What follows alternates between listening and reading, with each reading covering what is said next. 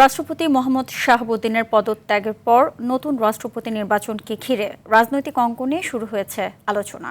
এ বিষয়ে বিএনপি বলছে, রাষ্ট্রপতি পদে দলের মনোনয়ন এবং সদ্য পদত্যাগ করা রাষ্ট্রপতিকে নিয়ে দলের অবস্থান দুই সিদ্ধান্তই আসবে দলের সর্বোচ্চ নীতি নির্ধারণী ফোরাম স্থায়ী কমিটির বৈঠক থেকে। বিস্তারিত জানাচ্ছেন Shamim Chowdhury. Optical brightener, colour guard এবং জার্ড লক সমৃদ্ধ অ্যাডভান্স ফর্মুলায় এলো নতুন রে ডিটারজেন্ট পাউডার। মেয়াদ শেষ হওয়ার আগেই পদত্যাগ করেছেন দেশের ২২তম রাষ্ট্রপতি মোহাম্মদ শাহাবুদ্দিন। এর মধ্য দিয়ে নতুন রাষ্ট্রপতি নির্বাচন নিয়ে রাজনৈতিক অঙ্গনে শুরু হয়েছে নানা হিসাব নিকাশ।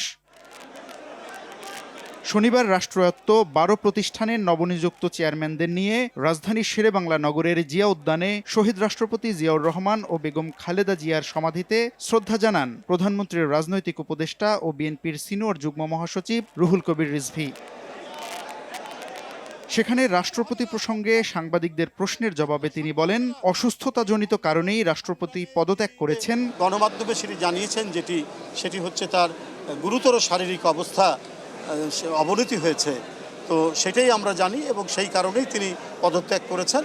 একই দিন বগুড়ায় পল্লী উন্নয়ন একাডেমির বার্ষিক পরিকল্পনা সম্মেলনের উদ্বোধন শেষে সাংবাদিকদের স্থানীয় সরকার মন্ত্রী মির্জা ফখরুল ইসলাম আলমগীর জানান, রাষ্ট্রপতি পদে দলের কে প্রার্থী হবেন সে সিদ্ধান্ত হবে দলের স্থায়ী কমিটির বৈঠকে। সংবিধান অনুযায়ী যে সমস্ত নিয়ম আছে সেগুলো মেনে দল যা সিদ্ধান্ত নেবে সেটাই হবে চূড়ান্ত। নতুন রাষ্ট্রপতি নির্বাচন নিয়ে রাজনৈতিক আলোচনা যতই জোরালো হচ্ছে ততই বাড়ছে সম্ভাব্য প্রার্থী নিয়ে জল্পনা। তবে বিএনপি বলছে, সিদ্ধান্ত আসবে স্থায়ী কমিটির বৈঠকে।